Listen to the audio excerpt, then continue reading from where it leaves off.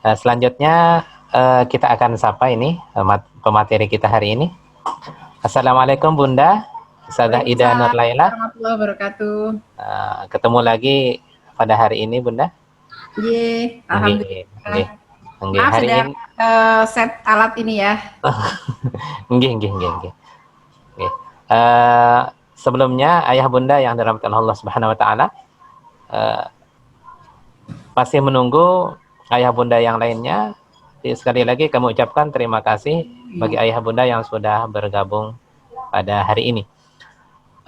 Ya, sepertinya Bunda kita Ustazah Ida Nurlaina sudah bersiap-siap. Tapi sebelum masuk ke materi ini, biar lebih kenal sama beliau. Jadi nama lengkap beliau itu adalah Ida Nurlaila. Ya, beliau ini seorang apa namanya? Tentunya ibu rumah tangga juga. Ya, ada pendidikan beliau itu ada Fakultas Farmasi UGM, pendidikan profesi apoteker. Nah, ternyata beliau juga seorang apoteker ini. Jadi nanti kalau ayah bunda mau nanya-nanya obat, boleh juga ini. Nah, kemudian aktivitas beliau, beliau adalah seorang ibu rumah tangga, kemudian seorang apoteker. Beliau juga ternyata seorang penulis buku juga ini, ya, seorang penulis buku. Kemudian beliau juga seorang aktivitas beliau pengelola Balai Belajar Masyarakat. Ya, beliau juga konsultan dan trainer Jogja Family Center. Ya, beliau juga direktur Wonderful Family Institute. Ya, beliau adalah sebagai owner online box store Wonderful Agency. Ya, beliau juga founder grup Wonderful Parenting, ya, Wonderful Family Community dan madrasah keluarga. Founder kelas menulis Jejak Cinta Ananda, dan beliau juga ya sebagai pembina sekolah Ibu Yogyakarta. Uh, Banyak hal yang akan kita dapatkan hari ini dari Ustazah Ida Nurlaila. Ya. Dan insya Allah sudah, sepertinya ayah bunda sudah tidak sabar ini untuk menerima ilmu dari beliau. Dan dengan segala hormat kepada Ustazah Ida Nurlaila, waktu dan tempat kami persilahkan dengan segala hormat. Bismillahirrahmanirrahim. Assalamualaikum warahmatullahi wabarakatuh. Waalaikumsalam Cek sound warahmatullahi dulu, apakah suara saya jelas, Ustadz? wabarakatuh. Nggih, sampun, sampun jelas. Alhamdulillah. Asyhadu alla ilaha illallah wa asyhadu anna Muhammadan abduhu wa rasuluh la nabiyya ba'dahu. Syukur kita kepada Allah SWT. Hari ini hari Ahad, Masya Allah, di Jogja cuacanya cerah. Semoga teman-teman di sana juga cerah. Alhamdulillah. Alhamdulillah ya, secerah hati kita, ayah bunda, kita Iya. berkumpul dalam forum yang penuh keberkahan melalui media Zoom ini. Semoga tidak mengurangi pahala-pahala kita, keberkahan majelis ilmu yang Allah berikan kepada orang-orang yang menuntut ilmu. Salawat dan salam semoga tercurah kepada Rasulullah, junjungan kita semuanya, Nabi teladan akhir zaman.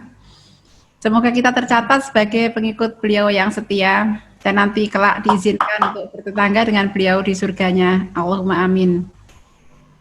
Ayah bunda yang dirahmati Allah, sudah diperkenalkan tadi saya. Ini untuk yang kedua kalinya karena kemarin sudah ketemu ya dengan orang tua santri yang kelas 7 dan 8. Yang sekarang 9 sama berapa? 10 ya? Kelas 10. Kelas 10 ya, oke. Alhamdulillah. Mungkin ada di antara ayah bunda yang kemarin juga sudah mengikuti. Semoga tidak bosan bertemu dengan saya lagi. Baik. Kesempatan kali ini, Masya Allah, saya bertemu dengan ayah bunda yang anak-anaknya sudah balik ya, sudah seukuran orang dewasa. Kalau kemarin mungkin ada yang anak-anaknya masih kelihatan seperti anak kecil. Kalau sekarang anak-anak kita itu sudah pada usia mungkin 16, 17 tahun gitu dari ayah bunda semuanya, dan jelas mereka sudah anak-anak yang sudah mendapatkan baliknya. Bagaimana rasanya kalau mengenang hari-hari bersama Ananda? Saya boleh interaksi dengan para ayah bunda ya, Ustadzah ya. Boleh chat nanti di situ, saya pertanyaan nanti hostnya Ustadz Mutaki, monggo nanti dibacakan ya. Nggih. Kalau ayah bunda ditanya, lebih banyak mana antara sabar dengan syukur ketika bersama dengan Ananda? Ya, selama pandemi ini kira-kira 8 bulan kita dari Februari sampai Oktober ini ya. Kira-kira lebih banyak sabarnya apa lebih banyak syukurnya, ayah bunda? Boleh di chat ya, sabar, syukur, nanti Ustadz bisa bacakan. Nggih. Saya dengarkan barang 20 orang yang menjawab begitu. Monggo dijawab ayah bunda. Ada yang jawab sabar. Ada syukur, Syukur, sabar. Oke. Sabar dan syukur ada juga. Sabar dan syukur. Ada sabar. Ada sabar. Baik, terus. Oke. Lebih banyak syukur dengan tetap bersabar. Nah, syukur 50%. Oke. Sabar, oke. Sabar dan syukur. Sabar dan bersyukur. Iya, persentasenya. Maksudnya kalau banyak di atas 50% adalah sabar, maka dia sabar. Kalau di atas 50% adalah syukur, maka dia syukur. Oke. Tentu sabar dan syukur ini selalu ada berdampingan, hanya persentasenya banyak yang mana. Ini sepertinya sabar dan syukur sama-sama 100% nih, Bunda. Woi, Sabarnya sama-sama. 100%, syukurnya 100%. Oke, ya sangat Masya Allah ya, sangat adil kalau begitu. Ya. Sekarang satu kali lagi pertanyaan. Oke. Mengapa memilih sabar atau mengapa memilih syukur? Boleh di chat. Saya merasa bersabar karena, saya merasa bersyukur karena.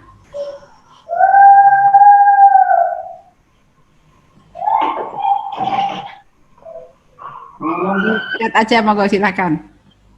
Di chat, Bunda. Ditulis saja. Belum tertulis.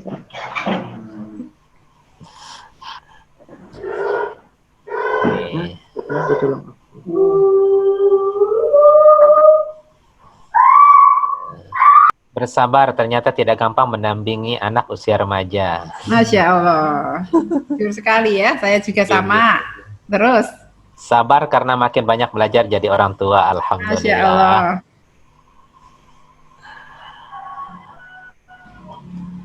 Oke. Masih kita tunggu. Sabar karena dibalik ini semua pasti ada hikmah yang lebih besar. Masya Allah. Alhamdulillah. Saya bersyukur karena Allah berikan karunia yang luar biasa. Allahu Akbar. Oke. Bersyukur karena bisa membersamai anak-anak untuk belajar di rumah. Karena dengan sabar bisa menyelesaikan masalah.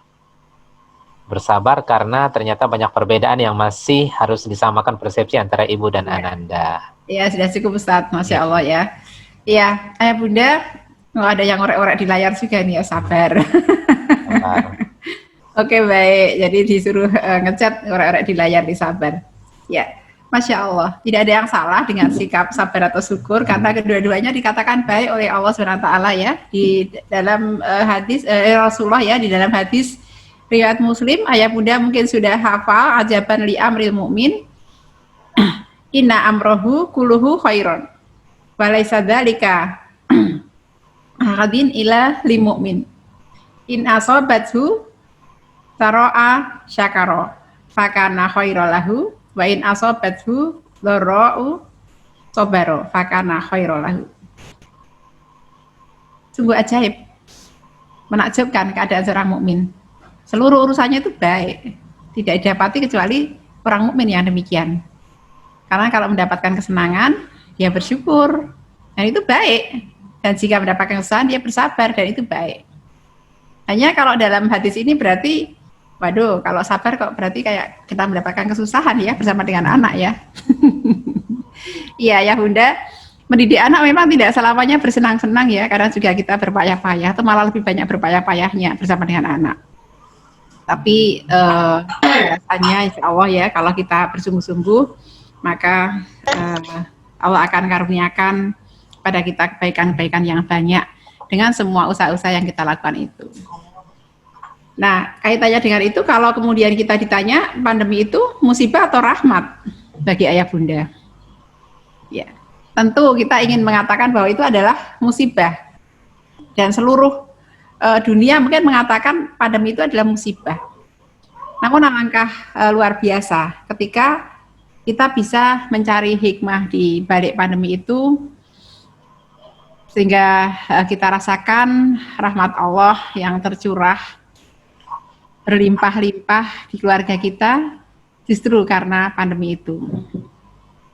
Ketika kita bisa husnudzon pada Allah, melihat ada sisi-sisi hal-hal baik yang bisa kita unduh maknanya dari peristiwa adanya pandemi itu.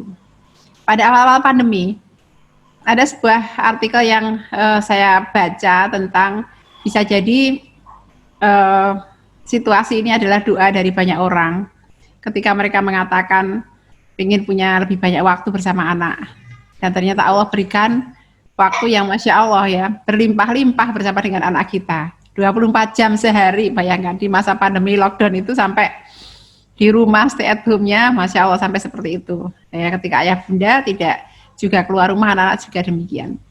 Tapi kemudian beberapa minggu kemudian sudah bergeser ya. Tadinya alhamdulillah punya lebih banyak waktu di rumah bersama anak dan sebagainya. Lalu waduh gitu, ternyata gitu ya, anak-anak remaja itu energinya berlimpah ruah harusnya. Biasanya kalau mereka beraktivitas di sekolah itu dari pagi sampai sore gitu, banyak hal yang mereka bisa lakukan untuk menyalurkan tenaganya di waktu muda itu. Baik fisiknya yang sangat prima, kemudian akalnya yang luar biasa, kreativitasnya dan sebagainya. Dan ketika mereka harus stay at home, wow gitu ya, mesti ada hal-hal yang bergeser, berubah dan sebagainya. Banyak orang tua yang mulai mengeluhkan tidak bisa menghadirkan sepenuhnya suasana sekolah itu di rumah, atau yang anaknya mondok menghasilkan suasana pondok itu di rumah. Kalau di sekolah begitu azan disampaikan, anak-anak bergegas berbondong-bondong menuju ke masjid. Dan sekarang masjid-masjid ditutup. Tapi di rumah pun hanya untuk pergi menuju ke tempat sholat jamaah, bahkan harus dipanggil misalnya. Dek, sholat azan gitu. Nah ini keluhan orang tua. Ada yang bahkan sholat subuh susah dibangunkan dan sebagainya. Lalu jumlah tilawah yang menurun, apalagi pembelajaran ya. Pembelajaran daring itu potensi untuk bolos di era pandemi gitu ya. Kalau dulu potensi bolosnya itu lompat pagar, lari keluar ya, sembunyi di UKS ya atau sembunyi di mana gitu. Sekarang potensi bolosnya adalah mereka pakai 2 layar. Ya satu ngelihat pelajaran dari Ustadz, ya satu tangannya ciu gitu main game. Sudah bisa split layar. Itu potensi bolosnya gitu. Masya Allah. Ini adalah yang menjadi tantangan kita bersama. Artinya kalau Allah hadirkan ini kepada kita semuanya, mestinya Allah mampukan kita untuk bertemu dengan situasi ini, menanggulangi situasi ini, atau mengambil celah-celah kebaikan dari situasi yang sekarang berjalan. Karena kalau orang mengatakan bahwa mereka menginginkan sebuah situasi yang ideal, tidak akan pernah ada yang namanya situasi ideal itu di dalam sebuah gambaran yang nyata begitu. Kita tahu bersama riwayat para nabi, mereka juga tidak pernah mengalami situasi yang ideal, ya enggak? Bayangkan aja Nabi Ismail alaihissalam, ya. Beliau juga lebih banyak lagi bersama dengan ibunya daripada ayahnya, karena Nabi Ibrahim adalah nabi yang melakukan banyak sekali perjalanan di dalam masa kehidupannya, walaupun usianya panjang, tapi beliau pergi antar negara. Dan Ismail ditinggalkan bersama dengan ibunya. Ini adalah situasi-situasi yang tidak selalu sesuai dengan harapan. Atau Nabi Musa, kita tahu bersama kisahnya, bagaimana pada awalnya harus berpisah dengan ibunya, akhirnya dipertemukan lagi, dan mereka pun tinggal di sebuah istana seorang tiran gitu. Nabi Isa alaihissalam juga demikian, dan Nabi Muhammad junjungan kita Rasulullah SAW, Masya Allah ya, situasi di luar sangat jahiliyah, dan beliau juga sejak kecil sudah yatim, kemudian piatu, dan akhirnya harus bersama kakeknya, dan kemudian setelah bersama kakeknya maka kakeknya pun diambil oleh Allah, akhirnya bersama dengan paman, dan pamannya pun sebagai seorang pelindung akhirnya juga diambil oleh Allah.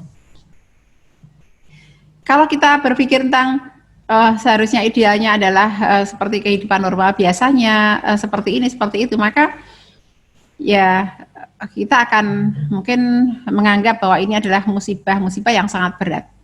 Akan tapi jika kita pandai untuk mencari-cari celah bahwa ini pasti ada rahasia yang Allah berikan, pasti ada kebaikan yang banyak yang bisa kita ambil dengan adanya pandemi dan anak-anak kita di rumah ini. Makanya saya tuliskan di situ, husnudzon pada Allah, yakin pasti akan ada banyak hikmah yang Allah kirimkan melalui pandemi ini. Bapak Ibu boleh sambil chat biar disimpan sama Ustadz apa hikmah-hikmah yang bisa Bapak Ibu ambil dari peristiwa pandemi ini. Nanti bisa sekolah bisa mengkompilasi ya, oh ternyata gitu ya, dari para orang tua ini sangat positive thinking, mereka husnudzon pada Allah dan bisa mengambil banyak hikmah. Silahkan sambil di chat ya. Di akhir nanti boleh saya dapatkan beberapa kesimpulan dari chat ayah bunda. Dan ini adalah seolah-olah Allah mengembalikan peran pendidikan itu kepada kita para orang tua. Karena sesungguhnya guru itu tidak dimintai pertanggungjawaban sebagai seorang ayah atau seorang ibu. Mereka punya kewajiban untuk balighu anni walau ayah, menyampaikan setiap ilmu yang mereka miliki kepada matku mereka, anak-anak kita. Dan kita mendelegasikan sebagian hal-hal yang kita tidak mampu lakukan kepada guru-guru anak-anak kita yang sudah kita pilihkan di SMA IT Anak Soleh ini.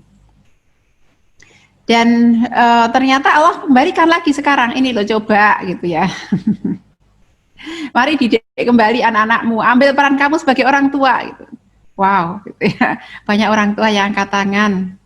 Saya dengar kisah-kisah ketika Ramadan, tarawih di rumah ya, banyak para ayah itu yang terbata-bata harus mengimami kelasnya untuk sholat tarawih, Masya Allah ya, itu adalah tarbiyah massal dari Allah untuk umat manusia yang sadar ya, oh ya ternyata bacaan Quranku kurang, ternyata hafalanku kurang, sehingga kemudian aku harus belajar lagi. Tapi berapa yang bisa mengambil pelajaran seperti itu?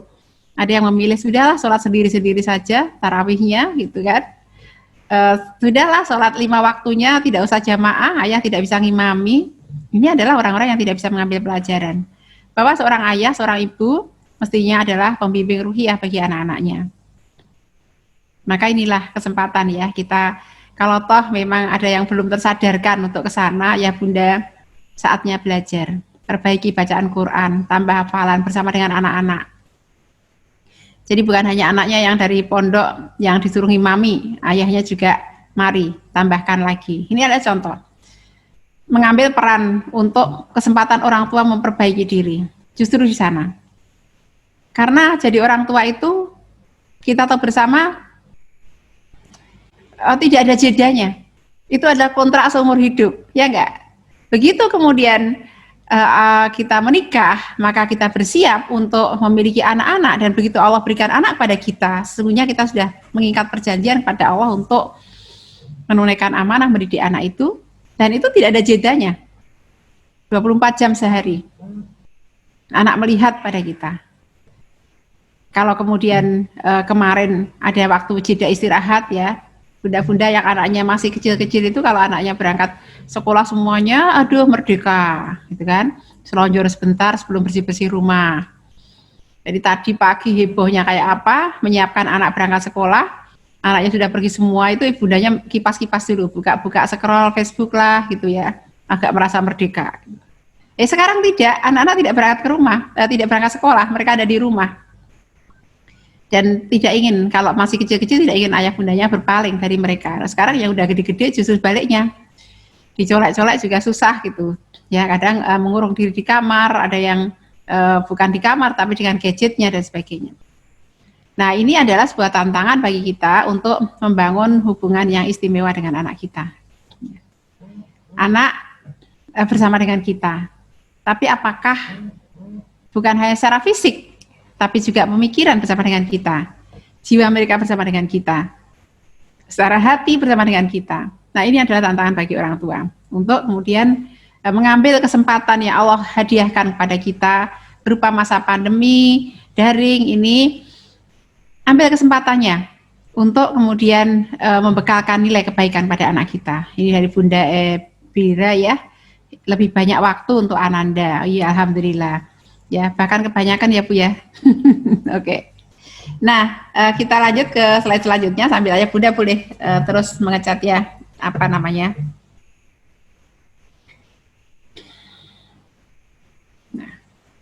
Nah, untuk membangun hubungan yang istimewa dengan anak, ada yang perlu diketahui oleh orang tua adalah pengenalan kepada anaknya. Ya, kalau anak kita ini dikatakan masuk fase remaja, kita tidak akan mempertentangkan ya, apakah kita mau pakai istilah remaja atau mau pakai istilah pemuda. Kalau pemuda dalam Islam ini usia mulai 16 tahun sampai 40 tahun. Karena kalau toh kita menolak, wah nggak ada tuh istilah remaja dalam Islam, maka fenomenanya adalah secara fakta, secara kenyataan, karakter-karakter remaja itu ada. Karakteristik sifat pada masa remaja itu ada kepada anak-anak usia belasan tahun ini. Yang ini kalau dikatakan ini adalah sebuah penelitian manusia tentang bagaimana karakteristik remaja, tentu dia adalah hikmah yang tercecer yang bisa kita ambil manakala dia sesuai dengan apa yang menjadi ajaran agama kita. Tapi kalau itu tidak sesuai, kita tidak harus mengambilnya karena Islam memiliki konsepnya sendiri. Nah, beberapa di situ tentang karakteristik fase remaja, teman-teman Bapak Ayah Bunda sekalian bisa melihatnya. Nanti akan saya rincikan ya di halaman-halaman selanjutnya. Ya. Nah, biasanya kita mengenal istilah akil balik dan lebih jelas itu adalah kapan anak balik gitu. Kalau anak-anak sekarang laki-laki ada yang 10 tahun sudah balik, saya tahu guru-guru SD itu heran itu ya, oh anaknya sudah balik. Baru 10 tahun, 11 tahun, 12 tahun. Karena berbagai macam situasi zaman sekarang, sehingga anak-anak itu balik begitu cepatnya. Ada yang baliknya rata-rata, ya kalau kita melihat wajarnya, usia berapa gitu ya. Secara syar'i kan kalau anak itu belum bermimpi, usia 14 tahun, dia dianggap sebagai balik. Dan kemudian anak-anak perempuan juga begitu. Mungkin generasinya ayah bunda ini haid mulai SMP begitu. Nah, anak sekarang ini ada yang 9 tahun sudah haid. Ya, tapi kita juga tahu dulu kalau di masyarakat Arab ya, Aisyah juga sangat awal haidnya. Ternyata memang dipengaruhi oleh ras ya, dan itu bisa saja terjadi. Makanya kalau berdarah pada anak perempuan sebelum dia berusia 9 tahun, dia tidak dikatakan sebagai balik. Tapi setelah usia 9 tahun, maka dia bisa dianggap sebagai balik. Nah, balik ternyata tidak selalu berimpit dengan akil. Banyak anak-anak sekarang ini memiliki rentang yang sangat panjang antara akil dengan balik. Baliknya cepat, akilnya terlambat. Yang sangat ideal adalah ketika mereka balik, mereka juga akil. Dan inilah tantangan yang berat bagi orang tua. Bagaimana menjadikan akil dan balik itu berimpit. Masya Allah ya. Saya sendiri juga merasakan betapa beratnya untuk sampai ke sana. Menjadikan anak-anak itu sudah bisa berpikir layaknya orang dewasa pada saat mereka menjemput baliknya, memiliki tanggung jawab, memiliki pandangan tentang masa depan, memiliki pemahaman agama, dan mereka mampu untuk memenuhi kebutuhan hidupnya sendiri. Ya. Kalau ada teman-teman belajar tentang 10 karakter pribadi muslim, maka di sanalah akil itu dapat. Ketika seorang mendapatkan salimul akidah, sohul ibadah, dan seterusnya sampai mereka bisa berkontribusi memberikan kemanfaatan bagi lingkungan. Nah, itulah akhirnya dapat, bukan hanya baliknya. Ayah bunda bisa membuat checklist di rumah ya, itu untuk mengukur apakah anakku sudah sampai fase-fase begitu. Makanya banyak sekolah-sekolah juga di masa pandemi ini meminta anak-anak untuk berbisnis gitu. Ya di sekolahnya anak saya juga begitu. Suruh buat laporan bisnisnya apa. Gitu. Anak SMP kelas 2 bisnisnya apa. Gitu. Anak saya memilih untuk menjadi video maker, video editor. Jadi menerima jasa mengedit video. Dan selama ini ordernya dari keluarga sendiri. Jadi order ayahnya, ibunya, kakaknya gitu kan, ordernya dapat bayaran dari video itu. Karena apa? Sekalian aja daripada dia pegang gadget untuk yang macam-macam disuruh buat edit karena kebutuhan kita akan video sangat banyak. Nah, macam-macam yang kemudian bisa dilakukan. Dan ini adalah untuk melihat bahwa mereka bisa qadirun al kasbi, memenuhi kebutuhannya sendiri. Nah, ayah bunda yang dirahmati Allah, kita akan rincikan pengenalan kita kepada fase remaja ini dan sekaligus akan saya ulas tentang bagaimana kemudian sikap-sikap yang mestinya kita lakukan untuk memenuhi tuntutan fase-fase perkembangan. Agar apa? Agar kita bisa menyajikan yang terbaik untuk anak kita, sebenarnya mau di masa pandemi atau tidak di masa pandemi. Sama saja, tidak ada bedanya seharusnya apa yang dilakukan oleh orang tua. Hanya karena sekarang porsi sebagian tugas-tugas pembelajaran, pengawasan kepada anak itu ada di rumah juga, dan maka sepertinya kita menjadi begitu banyaknya yang kemudian harus dipikul oleh orang tua di dalam pendidikan anak ini. Oke. Yang pertama adalah karakteristik tentang perubahan fisik. Kita tahu tentu anak-anak sekarang sudah lebih dari orang tuanya ya. Masya Allah gitu, gede-gede, tinggi-tinggi. Dan banyak orang tua yang mengeluhkan sebentar bajunya sudah sesak, celananya sesak, apalagi di masa pandemi begini ya, baju seragamnya sudah nggak pada cukup. Berat badannya anak-anak naik dengan cepat gitu. Kalau di sekolah mereka energinya banyak keluar, tapi kalau di rumah berbeda pengeluaran energinya, tapi pemasukannya berbeda. Di sekolah masuknya lebih terbatas, di rumah enggak terbatas, makan terus gitu. Orang tua yang punya anak laki-laki banyak itu pada bilang capek masak nasi ya, semoga anaknya. Kami di rumah ber-12, anak saya 6, menantu saya 2, ditambah ibu saya dan cucu saya 1. Jadi kami ber-12. Tadinya pakai rice cooker tuh capek, sehari masak bisa 3 kali. Akhirnya kita beli rice cooker yang besar. Seperti rumah makan Padang gitu. Jadi kita tertawa biar nggak capek masak sekali bisa buat sehari atau 1,5 hari. Karena kalau pakai rice cooker kecil itu sehari bisa masak 3 kali. Yang piket masak mengeluh, aduh masak nasinya habis lagi. Ya sudah, sekarang kita beli rice cooker yang gede gitu ya, Masya Allah gitu. Jadi kayak rumah makan Padang rasanya. Ini ya begitulah, memang tuntutan kebutuhan fisiknya mereka seperti itu. Maka tugas kita adalah bagaimana memahamkan pada mereka untuk mensyukuri fisiknya itu, ya, menjaganya, ya agar kemudian bisa sebaik-baiknya dimanfaatkan untuk kemaslahatan. Kita berikan makanan yang halal dan thayyib, rezeki yang halal dan thayyib, ya ayah bunda, karena setiap yang haram itu akan berpengaruh secara psikis pada anak kita, dan bahkan doa-doa anak kita bisa tidak akan diterima oleh Allah karena hal-hal haram yang masuk ke dalamnya. Kemudian selain perubahan fisik, ini hal yang sangat penting adalah sosialisasi. Karakteristik anak-anak masa remaja yang berbeda sekali cara mereka bersosialisasi dengan fase sebelumnya, ketika mereka anak-anak usia yang prabalik, dalam remaja. Anak-anak sampai mereka usia SD misalnya, atau 10 tahun lah kira-kira, mereka memiliki loyalitas yang besar kepada orang tuanya. Ya, gurunya juga, ya, kalau mereka mulai masuk usia sekolah itu, yang benar itu guru, orang tua sudah nggak didengarkan.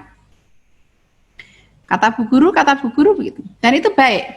Ketika objek lekat mereka adalah orang tua lalu bergeser ke guru, kita anggap itu baik karena kita sudah pilihkan guru yang baik untuk anak-anak kita.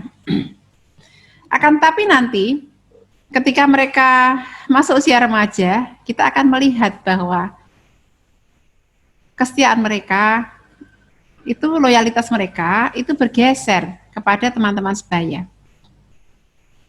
Jadi mereka merasa berharga, merasa memiliki harga diri, itu adalah diukur dengan kehidupan sosialnya bersama dengan teman-temannya.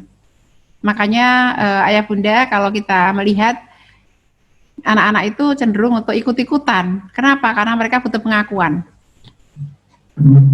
Kalau kemudian temannya suka apa, mereka ikut-ikutan, menyesuaikan diri, agar mereka mendapatkan satu posisi yang baik di depan teman-temannya. Orang tua yang tidak memahami hal ini, kadang mempertentangkan dengan bertanya misalnya, temanmu itu ngasih apa sama kamu? Temanmu itu berbuat apa sama kamu? Sampai kamu segitunya sama teman kamu. Lebih nurut sama teman kamu daripada menurut sama orang tua. Ini adalah ketika kita tidak memahami bahwa itu adalah tuntutan fase. Yang kemudian bisa kita lakukan adalah bagaimana kita memilihkan teman-teman yang baik untuk anak-anak kita. Maka ya bunda, menyekolahkan anak di sekolah IT, di sekolah anak soleh ini, bukan sekedar bahwa kita menitipkan anak kepada guru-guru pada fase waktu tertentu, akan tapi juga kita sedang memilihkan mereka teman-teman yang baik. Orang tua yang memilih sekolah ini adalah orang tua yang punya kesadaran bahwa mereka harus persiapkan anak-anak mereka menjadi anak-anak terbaik. Maka orang tua ini adalah orang tua yang bisa diajak untuk bersinergi di dalam menciptakan sebuah lingkungan yang baik, akan saling mengawasi, akan saling kemudian mengingatkan.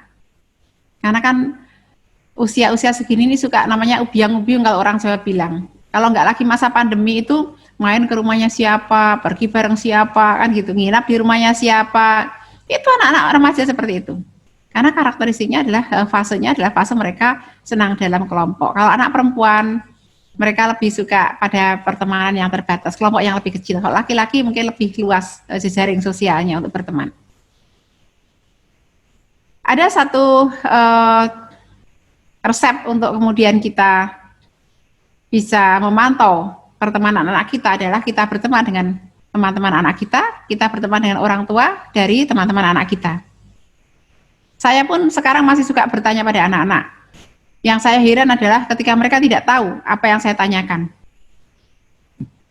Misalnya begini, Ibu, aku mau ke sana. Nama siapa aja? Alah, kalau aku sebutin namanya, Ibu juga nggak akan tahu. Nggak apa-apa, Ibu nggak akan punya bayangan, tapi Ibu kan tahu nama-namanya, gitu. Jadi ketika kemudian aku mau pergi ke sana sama A, B, C, D, E, F, G gitu. Jangan hanya aku mau pergi ke sana sama teman-teman. Enggak, teman-teman itu namanya siapa aja. Pengen tahu saya. Ibu kepo amat sih gitu ya. Umi kepo amat sih gitu. Enggak apa-apa. Pengen tahu. Kenapa? Karena kalau toh ada apa-apa, ibu bisa melacak. Kamu tadi pergi sama siapa? Kemudian ya mereka akan menyebutkan si ini. Oke. Kamu tahu enggak namanya ayah si ini siapa? Enggak tahu. Ternyata anak-anak itu kadang-kadang tidak tahu nama orang tua dari teman-temannya sendiri. Gitu ya. Jadi coba nanti dicek ya, sahabat dekat anaknya itu siapa saja itu. Misalnya 5 orang sahabat terdekat anak saya misalnya. Wah, nggak tahu saya Bu, sahabat terdekatnya siapa. Wah, gitu ya. Coba nanti ditanya. Ayah bunda, apakah tahu nama sahabat terdekat anaknya? Kemudian siapa nama orang tuanya? Wah, saya sangat tradisional ya. Kenapa ya? Karena itulah yang kemudian akan menjadi pagar-pagar tempat kita bareng-bareng bersinergi memberikan yang terbaik untuk anak kita. Karena kita yakin bahwa seseorang mengikuti agama temannya. Loh kan ini sama-sama murid SMA IT, meski mereka orang baik. Gitu. Ya, kita berharap mereka semuanya baik. Akan tapi bisa jadi ada godaan-godaan yang mereka bergeser. Atau ketika kita tidak mengenali ternyata mereka tidak bergaul dengan anak-anak dari sesama sekolahnya, mungkin dari sekolah yang lain. Kadang anak lalu bertanya, Ibu nggak percaya sama aku, gitu kan ya? Ibu, kita katakan Ibu percaya sama kamu, tapi Ibu belum percaya sama teman-teman kamu, karena Ibu tidak kenal mereka. Kalau Ibu kenal mereka, Ibu mungkin akan percaya sama mereka. Itulah cara kita berkomunikasi dengan anak agar kita juga bisa mengenali siapa teman-teman anak kita. PR saya untuk ayah bunda nanti ya, silahkan untuk mengenali 5 orang, teman, akrab, sahabat dari anak-anak kita. Kenali namanya, siapa orang tuanya. Bukan untuk kepentingan saya, untuk kepentingan ayah bunda sendiri. Ada satu peristiwa yang pernah terjadi pada sekelompok anak SMP yang menghebohkan sangat sekali di Jogja pada waktu itu. Anak-anak remaja perempuan SMP kelas 2. Peristiwanya adalah mereka anak-anak full day school ya, janjian menengok temennya yang opnam di rumah sakit. Ini ada anak 4 orang anak janjian menengok temannya. Kemudian mereka berangkat sore-sore karena rumah sakit waktu besuknya itu sore-sore ya. Sore-sore apa sore-sore atau pagi-pagi hari Ahad ya, pagi-pagi kayaknya jam 9. Mereka janjian ketemu lalu berangkatlah mereka ke rumah sakit itu ya.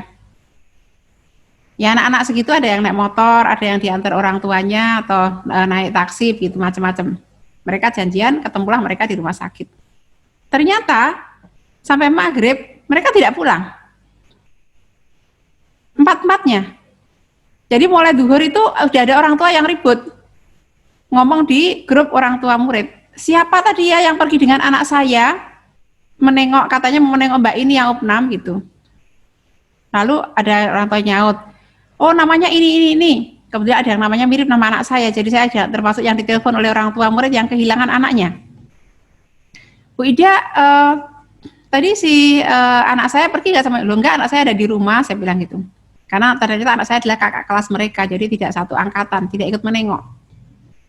Heboh sekali sampai maghrib belum pada pulang, akhirnya terjadilah kehebohan massal di sekolah itu. Sudah ada orang tua murid yang datang ke mana itu rumah sakit dan tidak mendapati anak itu tidak sampai ke rumah sakit. Semuanya tidak sampai ke rumah sakit. Padahal ada yang diturunkan di rumah sakit. Ini menjadi misteri yang luar biasa. Sampai tanya ke satpam, sampai ternyata ditemukan ada motor salah satu anak itu di rumah sakit itu. Kemana mereka? Ayah bunda tahu enggak di mana mereka? Mereka terjebak dalam lift yang macet. Sampai mereka diketahui itu setelah pada maghrib itu, karena ada yang menyaksikan, ada yang memberikan saksi tentang ciri-cirinya, mereka tadi sudah melintasi situ, nah motornya juga ada di situ. Jadi dari jam 9 pagi ya sampai setelah maghrib baru ketahuan kira-kira jam 7 itu kalau mereka ada di dalam lift dan mereka bisa dibebaskan jam 9 malam. Bayangkan, mereka sudah sesak napas, liftnya rusak, jatuh di lantai paling bawah. Tidak ada sinyal, anak-anak itu bawa HP, ternyata masuk sinyal itu jam 8, jam berapa malam itu ya, sudah jam berapa itu, habis maghrib itu masuk sekilas itu menceritakan, ya akhirnya diketahui dari situ. Ini ada contoh ya, bagaimana itu sampai menimbulkan trauma di kalangan mereka. Tadi sudah saling pesan-pesan tuh nanti yang mati siapa duluan dari kita, mungkin aku, mungkin kamu gitu ya. Mereka nahan pipis, nahan lapar, nahan haus, itu hanya karena mau nengok temannya.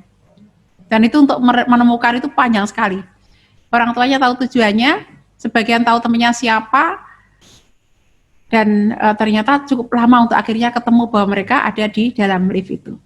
Ini peristiwa yang saya ceritakan pada anak saya bahwa mengapa ibu perlu tahu. Kalau kamu pamit, aku mau pergi ke rumah si A, saya katakan harusnya kamu cuma ke rumah si A. Kalau kamu mau ke rumah si A, lalu ke rumah si B, lalu ke rumah si C, lalu ke rumah si D, kamu harus terangkan rute perjalanan kamu hari ini kemana saja. Jam berapa kamu akan pulang. Bukan apa-apa, bukan ibu itu memekang kamu, tapi ibu dalam rangka untuk tahu perjalanan kamu. Itu saya ceritakan pada anak saya, karena mereka sendiri juga mengerti cerita itu, tapi itu saya ulang kepada banyak orang tua. Agar anak-anak kita sadar, itu semuanya bentuk kasih sayang kita pada mereka. Nah, bagaimana kita memiliki sikap pertengahan di dalam masalah kita memahami fase sosialisasi anak ini, tanpa kita mempertentangkan antara bagaimana ikatan mereka dengan teman-teman kita, dan bagaimana mereka memiliki keharusan untuk berbakti pada orang tua, taat pada orang tua, dan sebagainya. Baik, kita masuk ke yang ketiga, perkembangan kognitif. Ayah bunda, Masya Allah ya, anak-anak sekarang ini berpikirnya cepat sekali, meloncat-loncat. Ini adalah hal yang positif dan juga sekaligus memiliki potensi-potensi negatif. Apalagi didorong oleh situasi sekarang di mana sumber-sumber informasi itu sangat mudah dan sangat dekat dengan mereka. Bahkan ada dalam genggaman tangan mereka. Kalau dulu tidak ada HP, tidak ada internet, sumber informasi satu-satunya adalah orang tua atau guru, kemudian buku, kita akan sangat lebih mudah mengontrol bahwa apa yang masuk pada mereka adalah hal-hal yang kita inginkan, yang kita harapkan, yang kita filter. Akan tapi sekarang, anak-anak bisa bertanya dengan Mbah Google kapan saja mereka mau. Sehingga kadang-kadang ketika orang tua itu tidak cukup memiliki argumen kepada anak, yang terjadi apa? Dibantah sama anak. Enggak gitulah Bu, ini lihat nih. Nah, faktanya seperti ini. Gitu ya. Yang kemarin itu saya berdiskusi dengan anak, saya baru tahu kemarin gitu. Ketika anak saya menceritakan, aku disuruh membuat video tentang bersin, adab bersin. Terus aku menanti matahari katanya. Aku mau lihat matahari, biar aku bersin. Emang bersin itu bisa, melihat matahari itu bisa bersin? Oh bisa lah Bu katanya. Oh iya toh, aku taunya bersin itu pakai merica gitu ya, kena debu. Ternyata melihat matahari itu bisa bersin. Ibu cari aja lah, melihat matahari itu bisa bersin. Oh ya Allah gitu ya. Itu anak-anak sekarang. Yang kadang-kadang di luar apa yang kita ketahui, ternyata ngelihat matahari itu bisa bikin bersin. Gitu. Ibu nanti lihat aja kalau lagi matahari panas, ibu lihat itu nanti kan bersin. Gitu. Ya saya belum mencoba sampai sekarang. Masa lihat matahari bersinar kan ya silau kan itu. Jadi makanya saya nggak pernah bersin lihat matahari karena nggak pernah ngedongak lihat matahari bersinar gitu. Nah, ini yang kemudian menjadi satu tantangan bagi orang tua. Ya kita memang bukan orang yang serba bisa, bukan orang tua yang ngerti segala hal. Nah, di sana makanya kita perlu carikan guru-guru terbaik untuk anak kita. Saya membaca banyak buku-buku tentang Muhammad Al-Fatih, karena sedang bersama dengan teman-teman menulis ensiklopedia tentang kekhalifahan Islam. Ada bagian saya adalah Turki Utsmani. Saya baca banyak buku. Referensi saya tumpuk-tumpuk dan menemukan bahwa Al-Fatih itu gurunya banyak sekali, dari yang muslim maupun non-muslim, yang ahli senjata, yang ahli sastra, bahasa, adab, segala macam, fikih gitu ya, Al-Quran, itu ada semuanya, sejarah. Ya seperti kalau kita kemudian menyekolahkan anak kita di sekolah begitu kan, ada guru IPS, ada guru IPA, ada guru sains ya, ada guru apa lagi segala macam itu. Memang kita bukan orang tua super yang harus tahu semuanya. Ya akan tapi setidaknya ada hal-hal yang kita juga bisa dialogkan dengan anak kita. Ada bekalan-bekalan yang kita miliki untuk berdialog dengan anak kita. Yang ini untuk membangun integritas kita di hadapan anak kita. Dan terutama adalah bagaimana kita mengajak anak kita untuk sampai pada kesadaran kebaikan bahwa ilmu itu seharusnya membawa mereka kepada ulil albab. Di dalam surat Ali Imran. Alladzina yadhkuruna Allaha qiyaman wa qu'udan wa 'ala junubihim wa yatafakkaruna fi khalqis samawati wal ardh rabbana ma khalaqta hadza batila. Bagaimana anak-anak kita semakin banyak ilmunya, maka semakin mereka terhubung dengan Allah. Rabbana ma khalaqta hadza batila. Ya Allah, tidak sia-sia Engkau ciptakan semuanya ini. Kau ciptakan virus corona pun tidak sia-sia. Subhanaka faqina adzabannar. Lalu dikaitkan dengan pemahaman mereka, mau bukan mereka, semua ilmu yang mereka miliki itu dengan adanya Allah, lalu dikaitkan dengan bagaimana mereka mencapai sebuah tujuan akhir dalam kehidupan, yaitu berlindung dari api neraka. Karena kalau ini tidak dimiliki, ya adab-adab menuntut ilmu, tujuan menuntut ilmu, ya hakikat dari menuntut ilmu ini, yang terjadi adalah anak-anak yang mungkin pandai, tapi mereka tidak memiliki satu ilmu yang bermanfaat. Nah, di rumah adalah fase-fase saat-saat penting, saat-saat yang baik, bagaimana ada transfer hal-hal demikian kepada anak-anak kita. Kita masuk pada karakteristik pribadi dan emosi. Ayah bunda, saya hingga hari ini masih mendapatkan banyak curhatan. Bagaimana anak-anak di masa usia remaja ini kadang-kadang tidak stabil emosinya. mudah sekali marah, ngambek. Anak perempuan berbeda dengan anak laki-laki. Kadang-kadang anak perempuan yang ngambek itu mendiamkan orang tuanya, nggak mau bicara, menutup pintu. Ya, cara ngambek orang itu berbeda-beda ya. Ada yang runway-nya itu melarikan diri dari rumah. Banyak Bu, Pak, ya orang tua yang curhat ke saya, anaknya pergi dari rumah. Kadang-kadang menelpon tiba-tiba, Bu, gimana ya Bu, anak saya tuh pergi dari rumah. Udah ini hari ketiga. Dan kadang itu sudah yang kesekian kalinya berakhir. Saya bilang biasanya ketemu di mana? Ketemu di warnet. Ya udah cari lagi di warnet, disisir. Katanya kalau uangnya habis itu nanti pulang sendiri. Tiba-tiba sudah sampai di rumah sendiri gitu. Ada yang begitu, melarikan diri secara fisik. Tapi ada juga yang melarikan diri secara emosi. Secara fisik mereka nggak sampai keluar rumah lah ya, hanya ngunci pintu di kamar aja. Tapi ada juga yang tidak demikian, yang mereka hanya secara psikologis saja. Ketika kemudian ada bersama dengan kita, tapi mereka tidak peduli orang tuanya lagi ngapain, ngomong apa, nggak didengerin, mereka hanya melihat pada gadgetnya saja. Ini adalah anak-anak yang bersama dengan kita, tapi tidak dengan kita. Jadi pasti ada hal-hal yang harus kita buka dialognya dengan mereka, sehingga mengapa mereka tidak menjadi orang yang peduli dengan lingkungan. Anak-anak pada usia seperti ini, kadang-kadang mereka menganggap nggak akan ngerti aku. Bapak Ibu itu nggak akan ngerti aku. Gitu ya. Yang saya pernah, kemarin saya ceritakan juga. Ketika anak saya SMA kelas 1, anak saya perempuan.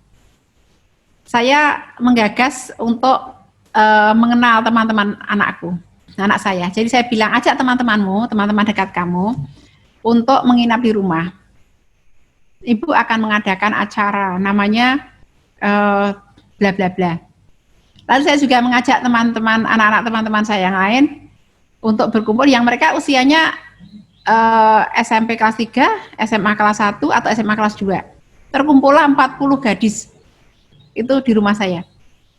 Nginap.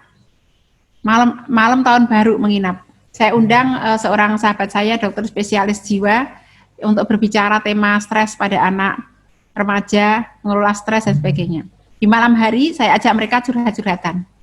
Saya tanya pada mereka, siapa sahabat kalian, sahabat dekat kalian? Semuanya harus menjawab. Apa yang terjadi? Anak-anak itu menyebutkan sahabat dekatku adalah kakakku, ada adikku, ada temanku, teman sekolahku, teman SMP-ku, ada yang mengatakan lagi diari. Hanya 2 orang dari sekitar 30 berapa anak yang masih tersisa malam itu yang mengatakan bahwa sahabat dekatku adalah orang tuaku. Ada yang mengatakan ibuku, ada yang mengatakan ayahku. Dan 2 orang itu pun bukan anak saya. Jadi mereka ternyata lebih memilih temannya sebagai sahabat dekat daripada orang tuanya. Karena penasaran, saya tanya sama mereka. Semuanya harus jawab ya, mengapa tidak hanya sedikit yang menganggap bahwa sahabatnya adalah orang tuanya. Nah, mereka mengatakan hal-hal yang menarik di sini ya Bunda. Ketika mereka mengatakan nggak asik, mama tuh nggak asik jadi teman. Umi itu nggak asik. Nggak asik itu gimana? Nggak nyambung lah. Kita ngomong apa, mereka ngomong apa gitu. Jadi kalau diajak ngobrol itu nggak nyambung. Kemudian yang kedua, takut dimarahi. Ntar kalau aku curhat apa-apa, dimarahi. Ya misalnya, aku lagi, mah, itu ada cowok baru loh mah di kelasku, oh cakep mah gitu. Gitu kan, semuanya lagi tergila-gila sama dia. Kamu nggak bisa ikut-ikutan gitu. Masih kecil, gak usah pacaran loh, langsung gitu ya. Jadi nanti dimarahi gitu kalau curhat. Jadi nggak curhat. Nggak asik, takut dimarahi. Yang ketiga ini yang menarik. Ntar dibilang-bilangin sama teman-temannya. Gitu. Jadi menganggap orang tuanya nggak bisa menjaga rahasia. Ntar diupload di medsos. Kalau ini, gitu. Kalau aku curhat sama orang tua. Nah ini, menurut saya adalah 3 hal itu bagi saya clue. Bagaimana kemudian tantangan bagi setiap orang tua untuk menjadi orang tua yang asik. Sehingga secara emosi itu nyambung dengan anak. Menjadi orang tua yang bisa dipercaya. Menjadi orang tua yang bijak, yang tidak cepat menjudge anak. Lebih banyak mendengarkan, mengarahkan, bertanya, karena anak remaja itu, ayah bunda, mendidik mereka sangat baik dengan bertanya. Ya, yang kelima kita masuk pada ini ya, independen, emosional, dan pemberontak. Ya, kalau ayah bunda ditanya apakah anaknya pemberontak, saya yakin 99,9% menjawab tidak di sini. Mesti anak-anak ayah bunda di sini adalah anak-anak yang baik. Tapi coba, pemberontakan itu bentuknya bermacam-macam tadi ya, saya sudah ceritakan tadi. Mungkin ya ekstrimnya sampai melarikan diri. Kemudian yang lebih sederhana adalah membuat benteng tadi. Bersama dengan orang tua, tapi tidak peduli bentuknya. Nah, biasanya ketika yang demikian ini karena mereka ada hal-hal yang ingin disambungkan tapi tidak nyambung. Nggak ngerti-ngerti orang tuaku. Susah ngerti. Ya, tapi tidak semuanya demikian. Mungkin tingkatannya berbeda-beda. Saya punya 6 anak pun bermacam-macam, ya. Memang ada yang memberontak. Ada yang bentuk pemberontakannya berbeda. Ada yang benar-benar lurus, nggak ada gejolak-gejolaknya. Ya, anak-anak kita bersama dengan kita. Tapi hidayah itu milik Allah. Dan tantangan bagi kita lah untuk kemudian bagaimana mengelola hubungan itu menjadi hubungan yang indah, hangat, akrab. Ternyata tidak cukup menjadi orang tua itu baik saja, tapi juga orang tua yang hangat. Karena kalau bicara orang baik yang anaknya tidak baik, banyak sekali kita melihat. Orang baik anaknya justru jadi ujian bagi si ayah atau si ibu, banyak sekali. Maka di sana dibutuhkan adalah orang tua yang hangat. Agar perilaku-perilaku memberontak ini sebelumnya sudah bisa diarahkan. Dan dalam Islam kita tahu bahwa ketika kemudian kita sampaikan tentang nilai-nilai seperti berbakti kepada orang tua, taat kepada orang tua, maka yang demikian ini bisa diarahkan, tidak akan muncul, ya, kecuali jika orang tuanya adalah orang tua yang tidak baik, maka wajar anak kemudian melakukan pemberontakan atas ketidakbaikan orang tua. Begitu ya. Jadi kalau fase remaja ini ada yang mengatakan bahwa menjadi orang tua di fase remaja, fase anak remaja, ini adalah pekerjaan yang tidak sama dengan jenis pekerjaan apapun di dunia. Saking spesialnya, saking uniknya gitu ya. Dan karakteristik anak fase remaja ini juga dikatakan sebagai fase menggerutu. Bagi mereka segala sesuatunya itu tidak menyenangkan dan dikeluhkan gitu. Tidak berarti bahwa ketika anak menggerutu itu mereka sedang protes atau mereka sedang memberontak. Mereka hanya sedang mengeksplor bagaimana perasaan mereka. Maka orang tua tidak harus kemudian menganggap kamu bantah terus begitu ya. Kamu tidak taat, itu belum tentu sampai pada tingkat sana. Nah, begitu ayah bunda, bagaimana kemudian mereka sedang membentuk konsep diri mereka, membangun identitas diri mereka, membangun kemandirian mereka di dalam memasuki fase usia remaja itu. Ada lagi karakteristik yang namanya adalah moodiness. Moody. Bagaimana perubahan suasana hatinya sangat cepat. Tadi gembira, lalu sedih, dan sebagainya. Nah, ini ciri-ciri yang terjadi dari apa yang kemudian diamati oleh para peneliti begitu tentang karakteristik remaja. Tapi lagi saya kembalikan, kalau anak-anak itu memiliki landasan ruhiyah yang memadai, anak-anak memiliki landasan ruhiyah yang kuat, maka mood mereka pun akan bisa disesuaikan. Kenapa? Ajaran-ajaran kita ini Masya Allah, ya. Wala tahinu wala tahzanu wa antumul a'launa in kuntum mu'minin. Ternyata kita tidak perlu merasa sedih, merasa cemas, ya, merasa khawatir, karena kita adalah orang yang beriman. Kita punya Allah misalnya. Nah, ini yang membedakan. Kalau kemudian kuat landasan anak-anak ini, maka mereka tidak akan fluktuasi perasaan yang sedemikian kuatnya. Kita dorong mereka untuk kemudian memiliki jiwa yang kuat dengan keimanan mereka. Nah, ayah bunda, jika kita mengenali pada anak kita ada hal yang ekstrim sifatnya, maka barangkali dibutuhkan intervensi ahli di sana. anak-anak yang tidak mau bicara dalam waktu sekian lama. Saya bertemu dengan anak yang dikeluhkan oleh orang tuanya itu mogok sekolah sampai 2 tahun. Anak perempuan itu. Pada awalnya kelas 1 SD dia sangat bersinar, banyak juara gitu. Kelas 2 semester 1 masih, tapi SMP ya. Mulai kelas 2 semester 2 tiba-tiba dia surut. Sampai kelas 3, ya nggak mau sekolah. Itu lama. Akhirnya nanti dia harus mengulang sekolahnya, harus pindah ke sekolah yang lain, dan tetap saja akan berulang seperti itu. Nah, apa yang dilakukan di rumah? Dia hanya di kamar saja diam. Dia tidak bicara dengan siapapun. Ini orang tuanya sampai bingung, mau diapain anak ini? Panjang perjalanannya sampai akhirnya anak itu juga setelah waktu kita 2,5 tahun dengan berbagai cara baru dia kembali mau lagi untuk berkehidupan secara normal. Walau alam. Nah, jangan sampai se ekstrim itu. Begitu kita mengenali ada hal-hal yang nampaknya tidak bisa tersambungkan, maka kalau diperlukan intervensi ahli, kita akan minta intervensi ahli.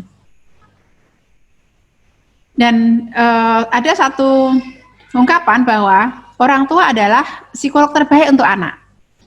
Nah itu ya. Maka kalau kita jadi orang tua, kalau kita sendiri secara psikologis tidak kuat, ya bagaimana mau jadi psikolog bagi anak kita, ya enggak? Gitu kan. Jadi bagaimana kemudian orang tua itu sendiri memiliki, maksudnya jangan mutan, orang tua jangan mudin tadi ya, tapi orang tua sendiri menunjukkan bahwa dia memiliki kejiwaan yang kuat, sehingga dia bisa menguatkan anaknya. Nah, yang ketujuh adalah masa di mana anak-anak mulai mengeksplorasi dan menegaskan identitas pribadi mereka, masa pencarian. Apa yang aku cocok itu apa? Aku akan jadi apa? Aku akan berperan seperti apa? Maaf, kalau di dunia barat bahkan dibuka peluang untuk anak itu memilih gendernya. Ya, naudzubillah min dzalik. Dan hati-hati, belum lama saya baru beberapa hari yang lalu ada sahabat yang menyampaikan tentang terbukanya fakta integritas itu yang terkait dengan data-data dari Kemendikbud yang Masya Allah gitu, katanya untuk pendidikan seksualitas yang mengajarkan banyak hal yang jauh dari Islam. Ya, akhirnya teman-teman sedang berjuang untuk kemudian bagaimana menyelamatkan generasi ini dari kerusakan akibat dari pendidikan yang arahnya gitu lebih didikte oleh nilai-nilai yang jauh dari Islam. Nah, inilah tugas kita.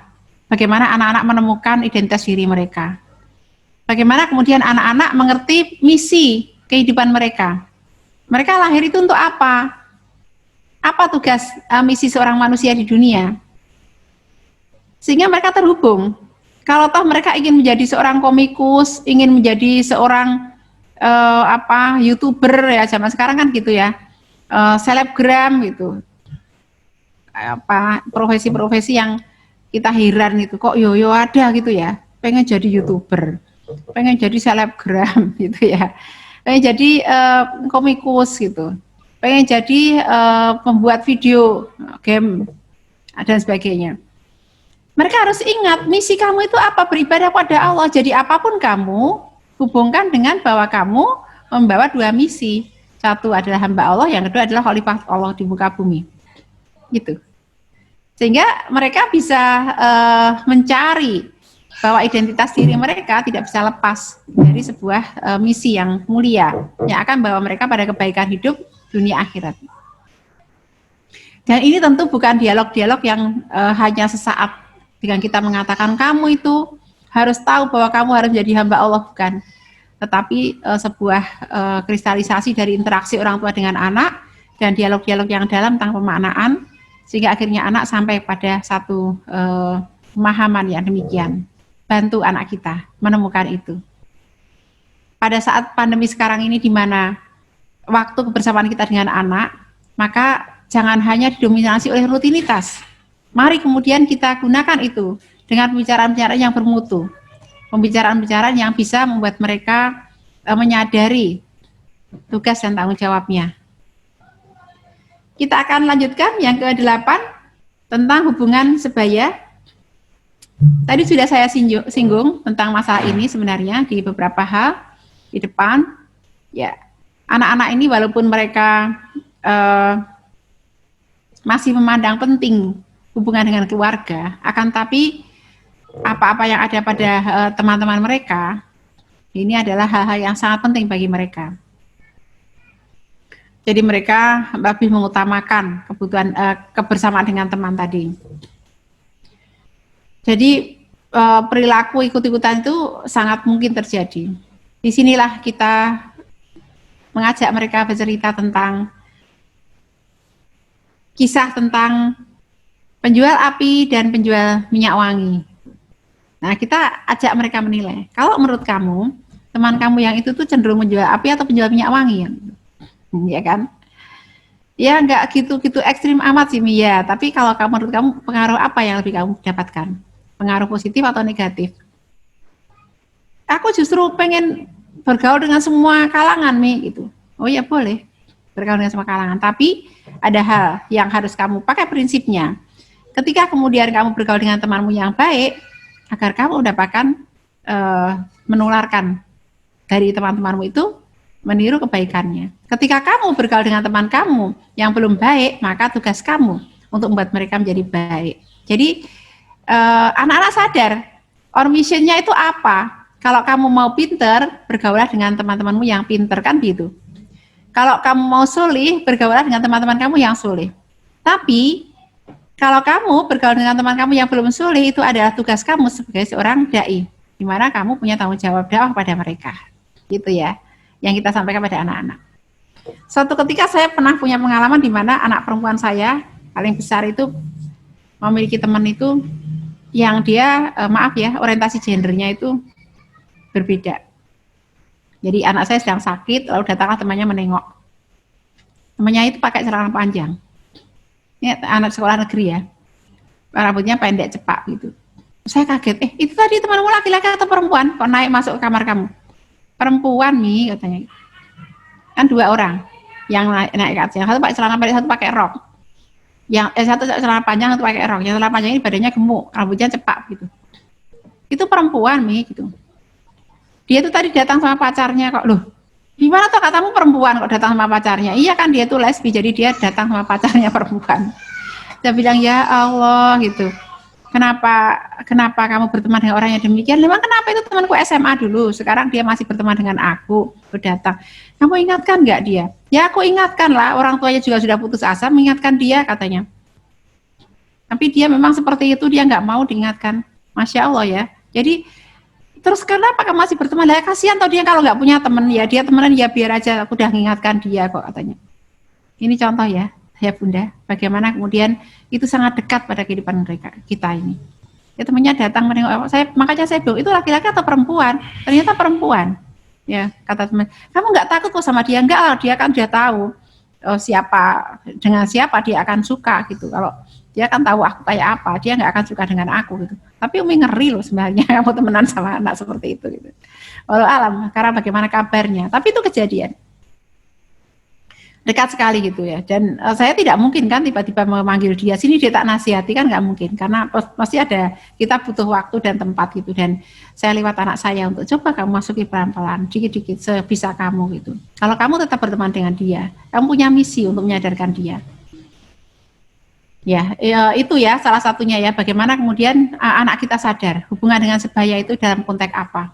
Nah, apakah dalam konteks dia akan menjadikan teman sebayanya itu referensi kebaikan, atau dalam konteks bahwa teman sebayanya itu adalah objek dakwah dia. Oke. Kemudian yang ke-9, nah ini menarik ini. Bagaimana tentang kemandirian dan batas pengujian.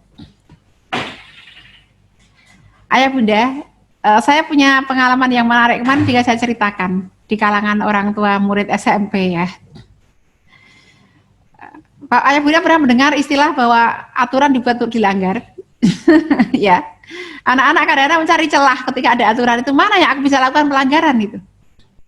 Ini karena mereka sedang melakukan begitu itu, batas pengujian itu, melakukan hal-hal yang berbeda dengan apa yang terjadi. Untuk entahlah gitu ya. di mana mereka akan melihat bagaimana pengaruhnya, bagaimana kekuatanku dan sebagainya.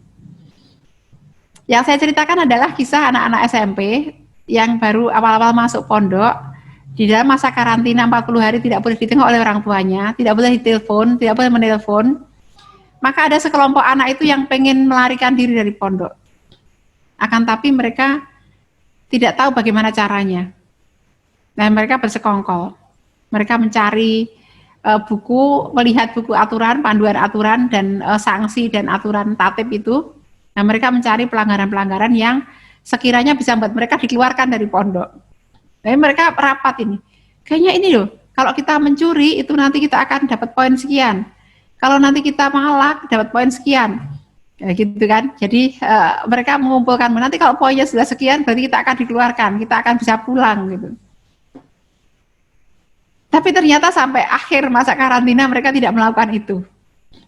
Yang tetapi menjadi satu pelajaran berharga bagi saya dialogkan dengan guru-guru bahwa ternyata tidak setiap anak yang melakukan pelanggaran itu adalah anak yang nakal. Kadang-kadang anak baik yang sedang mencari cara. Ya ini tadi ternyata kalau kita melihat kadang-kadang ada batas pengujian yang diberikan oleh anak-anak. Maka kalau ada ustadz-ustadzah yang ikut menyimak acara ini, lalu menemukan anak-anak yang melakukan pelanggaran, cobalah lihat apa yang ada di balik itu. Belum tentu semata-mata mereka bertujuan dalam perbuatan itu sendiri. Akan tapi bisa jadi mereka jadikan perbuatan itu sebagai salah satu alat untuk mereka mendapatkan tujuan yang lain. Seperti misalnya menarik perhatian. Bisa, yang demikian. Mereka melakukan hal-hal yang melanggar tapi bukan dalam rangka untuk melanggar itu sendiri, tapi untuk mendapatkan perhatian yang lebih dari gurunya misalnya. Atau mendapatkan satu kedudukan di kalangan teman-temannya, pengakuan dan sebagainya. Makanya kalau di Jogja itu ada satu keadaan yang tidak terjadi di kota-kota yang lain. Namanya fenomena kelitih. Kelitih itu anak-anak remaja gitu. Yang mereka mengikuti satu geng tertentu. Nah, di antara pengujian-pengujian yang harus mereka terima itu adalah ketika mereka berani melakukan kekerasan tanpa sebab, tanpa alasan.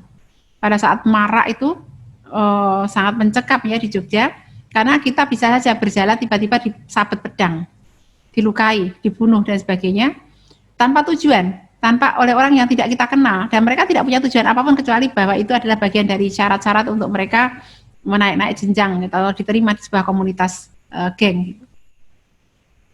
Jogja ya, khusus nanti teman-teman bisa googling kelitih gitu, kelitih, perilaku kelitih itu di Jogja. Sampai ditangkap ya anak-anak itu.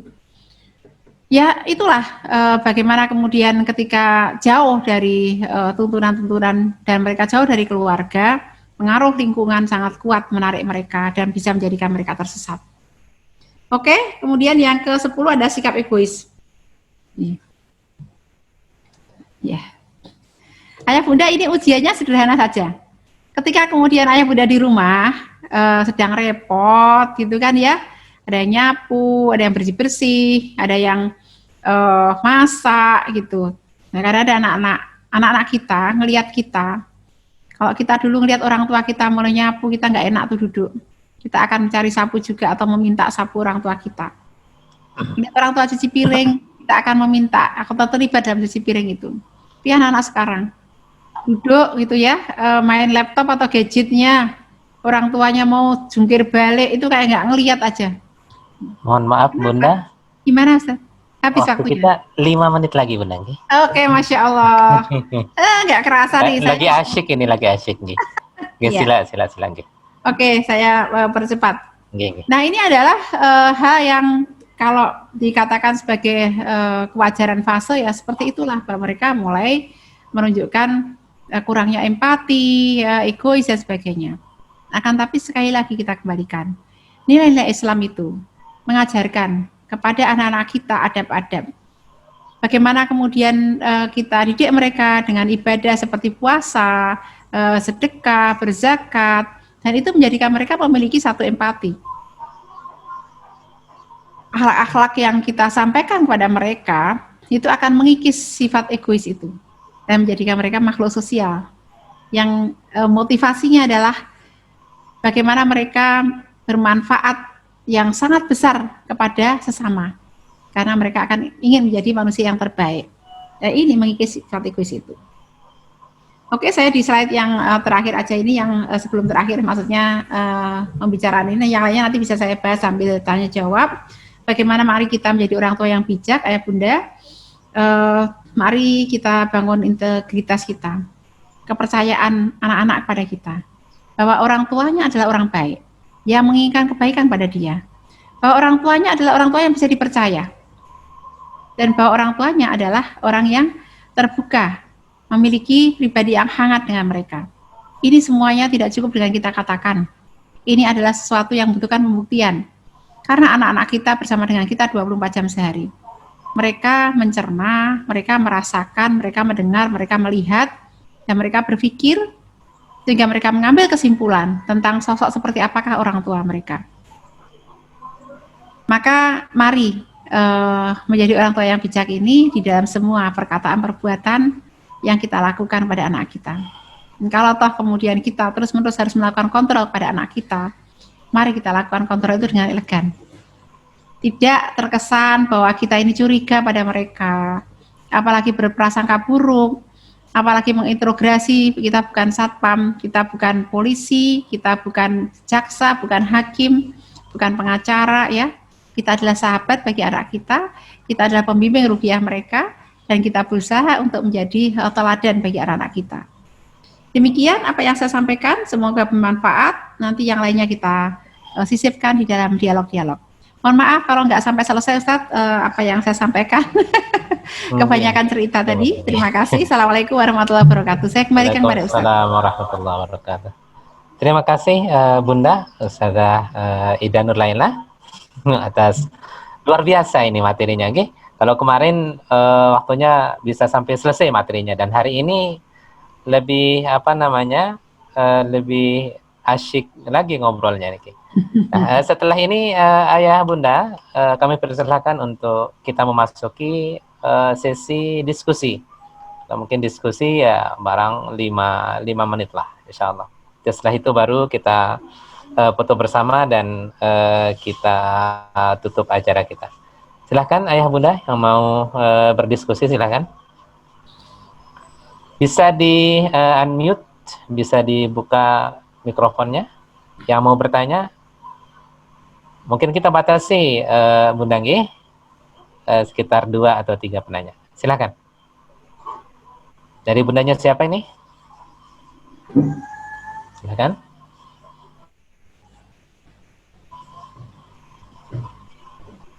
Silakan ayah bunda yang mau bertanya.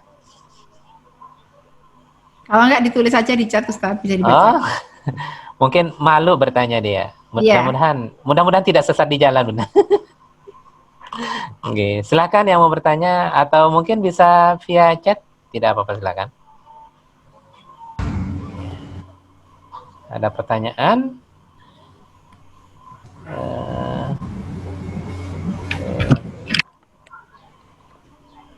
Oke.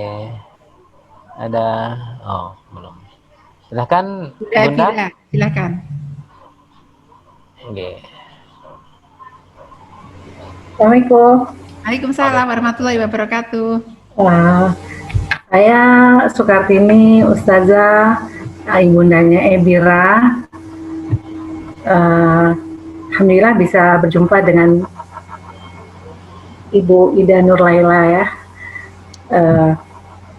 Ini Bu, saya memiliki satu putra dan satu putri yang jaraknya ini lagi masa remaja semua dua-duanya nih Ibu.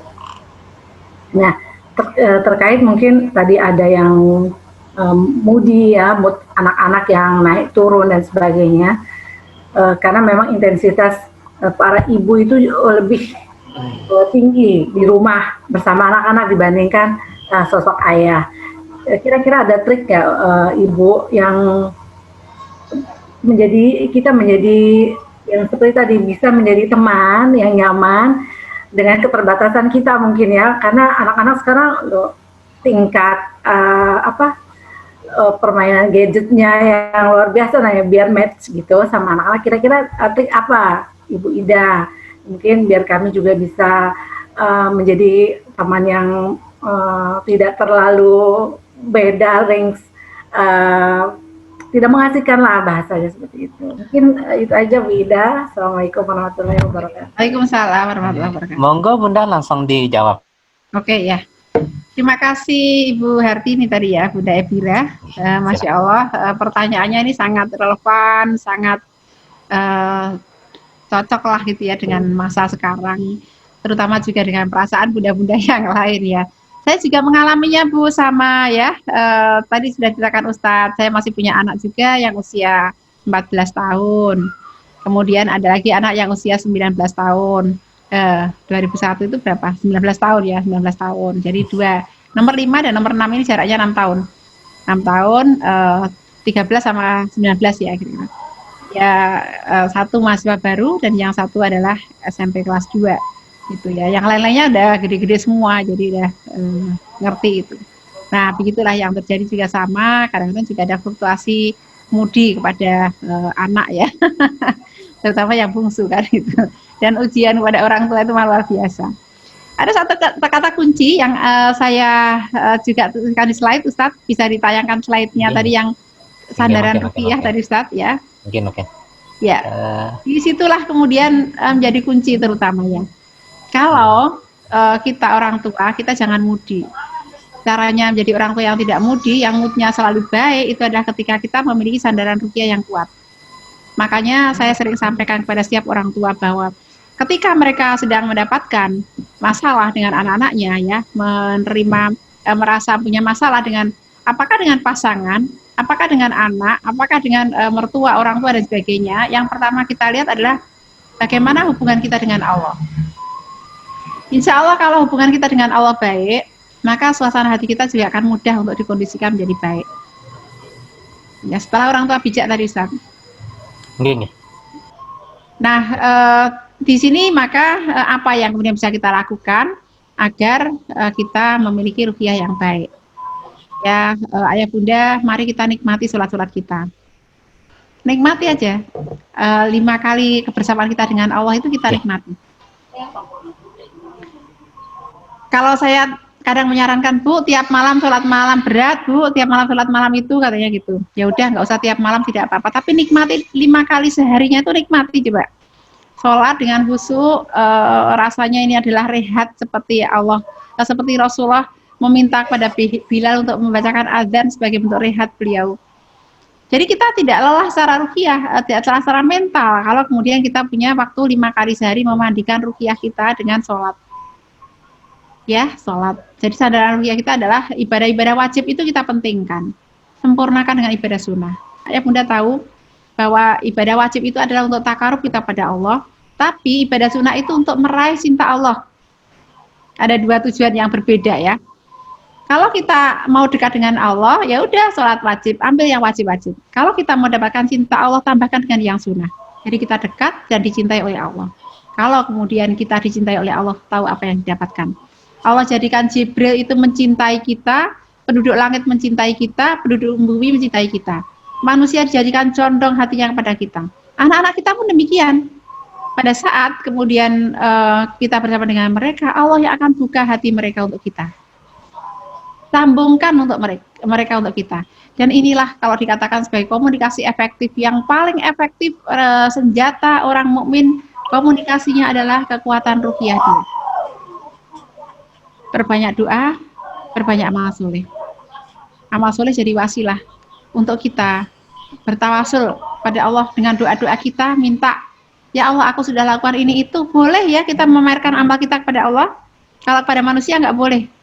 Ya Allah aku sudah ini itu, tolong ya Allah jadikan anakku itu begini-begini dan seterusnya. Gitu ya. Tapi di sisi lain, kita juga lakukan langkah-langkah bumi, upaya-upaya manusiawinya. Jadi ada jalan langit, ada jalan bumi. Jalan buminya kita lakukan.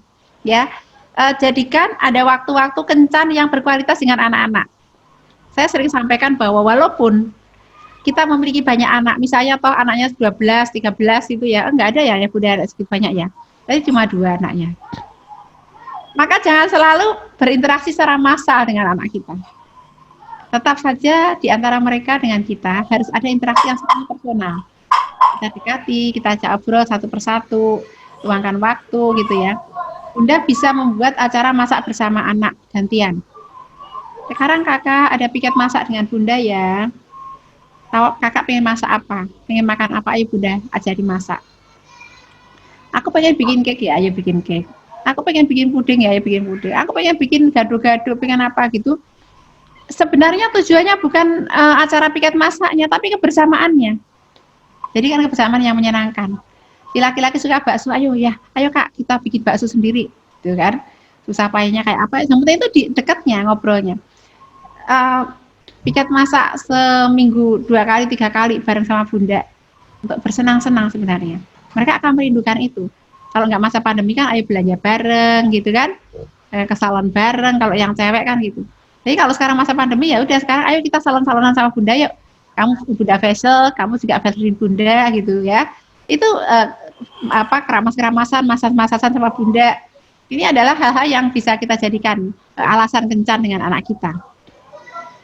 Kemudian kalau secara massal kita bisa lakukan interaksi yang hangat dan akrab itu di waktu-waktu sholat kita 5 kali sehari. Kalau sekarang sholatnya di rumah. Waktu makan kita bersama dengan mereka 3 kali sehari. Karena sekarang makannya di rumah nggak jajan. Gitu ya. Itu di sela-sela waktu itu kita sampaikan bahwa no gadget saat makan. Jadi pada saat makan diletakkan gadgetnya. Bareng-bareng akhirnya yang jadi ada family time, ngobrol bareng. Lumayan kan, 1/4 jam, setengah jam makan bareng dan ngobrol bareng, itu jadikan kesenangan. Saya akhirnya menurunkan sedikit standar tentang makan Bu. Biasanya dulu acara di rumah itu boleh makan mie hanya sepekan sekali, di akhir pekan. Indomie itu ya, Mimi dan teman-temannya itu. Tapi sekarang Bu, mau dilarang nggak bisa buat anak di rumah. Jadi kalau mereka pengen mie, ayo makan mie ya udah, ayo bareng-bareng gitu dimakan bareng. Itu jadi waktu kebersamaan. Kalau saya menolak, akhirnya kita jadi bertengkar sendiri gitu. Jadi akhirnya ya sudahlah, tidak apa-apa. Asal kemudian kita ajari untuk menjadikan cara masaknya dengan bumbu-bumbu yang lebih sehat dan seterusnya. Tapi itu jadi acara kebersamaan. Sekarang ibu nggak galak lagi urusan mie gitu kan. Boleh makan mie lebih sering gitu. Nah, jadikan waktu bersamaan ya sudahlah, batin saya namanya juga pandemi. Jadi ada mie-nya gitu ya. Pandemian gitu. Ya, ini contoh ya. Kadang-kadang juga tidak sepenuhnya idealitas itu yang kita terapkan. Kalau dulu cuma boleh sepekan sekali jatah mie-nya, belanja mie itu hari Sabtu, nanti hari Minggu boleh makan mie itu. Nah sekarang enggak, sekarang siapin 2 dus mie goreng sama mie rebus gitu ya. Jadi kawan masak mie bareng-bareng, masak mie bareng-bareng. Ini demi apa ya? Demi mendapatkan hubungan, jalan hubungan yang baik dengan anak-anak. Hal itu saran saya Bunda ya. Satu, sandaran ruhiyahnya kuat. Yang kedua adalah kita tempuh jalan buminya dengan menambah waktu berkualitas bersama dengan anak. Semoga bermanfaat, Bunda Ebira. Terima kasih Bunda atas pertanyaannya dan atas tanggapannya Bunda Ida Nurlaila. Mungkin satu lagi? Atau jika tidak ada, ini ada yang masuk ke kami satu pertanyaan Bunda. Oke. Pertanyaannya itu, mohon penjelasannya gimana trik agar anak percaya diri atau tidak minder. Terima kasih. Ini dari Bunda Mutia Nuriski. Monggo. Gimana tadi, Ustaz? Kalau gimana trik agar anak percaya diri atau tidak minder katanya. Oke ya. Anaknya usia berapa ini yang ditanyakan? Yang SMA atau yang sepertinya dari usia anak kemarin karena mungkin tidak ikut, hari ini beliau bergabung Bunda. Oh iya, SMP berarti ya. Oke, baik ya. Minder ya. Saya tarik ke pengalaman pribadi saya dulu ya, Ustadz ya. Saya pernah menjadi anak yang minder. Amat sangat minder. Yang yang saya kemudian kesini gitu, saya tahu banyak orang itu mempercayakan segala sesuatu ke saya, tapi saya tidak mau melakukannya karena rasa minder yang amat sangat. Di antaranya adalah ketika saya masih SD, sering saya ditunjuk menjadi ketua kelompok, tapi saya tidak mau. Saya minder. Kemudian pernah saya diminta jadi bintang pustaka mewakili sekolah karena saya banyak membaca, banyak tinggal di perpustakaan, akhirnya gurunya itu minta jadi bintang pustaka, saya tidak mau. Saya menolak, sambil nangis-nangis saya menolak gitu. Dan itu adalah ingatan saya yang paling kuat. Karena aneh gitu ya, bahwa saya itu sering jadi juara kelas, tetapi saya minder amat sangat gitu. Kemudian ketika SMP itulah bergeser, mulai berubah saya. Waktu kelas 1 saya masih minderan. Kelas 2 saya mulai lebih berani, dan itu karena berorganisasi. Saya ingat saya masuk PMR, saya belajar banyak hal, tapi saya di luar sekolah juga saya ikut pengajian, kemudian terlibat ngurusin TPA waktu SMP itu ya. Begitu ikut PII waktu itu, kemudian akhirnya ikut training-training dan itu merubah segalanya. Sejak itu saya sampai kelas 3 SMP itu saya percaya diri, SMA sangat percaya diri, begitu sampai kuliah juga percaya dirinya luar biasa. Artinya mungkin ada fase-fase yang wajar yang dilalui oleh anak-anak, mereka minder gitu ya. Bayangkan, mungkin sampai usia belasan tahun saya masih minder. Ada sampai usia 13 tahunan, 14 tahunan gitu. Tapi sepanjang masa itu dari kecil sampai usia itu bapak ibu saya tidak pernah putus asa untuk membuat anaknya mendapatkan asupan-asupan untuk kemudian bisa mendapatkan pencerahan walaupun tidak selalu mendapatkan hasil segera. Artinya apa? Kita memang tidak boleh berputus asa untuk memberikan stimulasi kepada anak kita agar mereka memiliki rasa percaya diri. Saya ingat waktu masih SD awal-awal kecil-kecil itu belajar menari zaman dulu ya, belajar menari Jawa itu dulu setiap anak itu memang harus pada belajar menari begitu. Kalau saya belajarnya ke kecamatan, itu ada klub menarinya gitu. Kemudian setelah itu saya ikut klub balet ya, kemudian ikut klub gambar, itu masih SD. Diikutkan klub gambar, ikut lomba-lomba gambar begitu. Dan itu lama ya, artinya sudah ikut berbagai macam klub, itu tetap saja tidak percaya diri ya. Nah, ayah bunda ya. Sampai SMP tadi itu sudah berapa klub yang saya ikuti yang oleh orang tua saya selalu didorong untuk diantarkan Bu, kalau latihan menari diantarkan. Lalu klub kiroah. Jadi waktu masih SD kelas 5 itu saya sudah diikutkan di kursus kiroah waktu itu ya. Lama sampai SMP juga masih. Cuma saya nggak bakat karena minder tadi, kakak saya bisa juara sampai level kabupaten nomor 1 gitu, tapi saya nggak bisa jadi juara karena nggak mau ikut lomba, susah lah gitu ya. Sampai SMA ikut kemudian PII, kemudian ikut juga klub drama, klub nyanyi gitu ya, segala macam diikuti itu, pramuka terutama gitu ya, PMR segala macam, dan itulah yang merubah kemudian membangun rasa percaya diri. Bunda, kalau toh itu kita tarik, saya dengar memang saya baca kemudian bagaimana cara membuat anak percaya diri itu adalah beri kepada dia hal-hal yang layak untuk dibanggakan, bangun potensinya. Kalau sekarang kan ada tuh banyak talent mapping misalnya ya, Bapak Ibu bisa yang gratis itu nanti dibuka aja temubakat.com ST30 ya, gratis itu langsung di situ kelihatan apa potensinya. Kalau usia mulai 13-14 tahun itu udah bisa dicek mappingnya, talent mappingnya. Namanya ST30.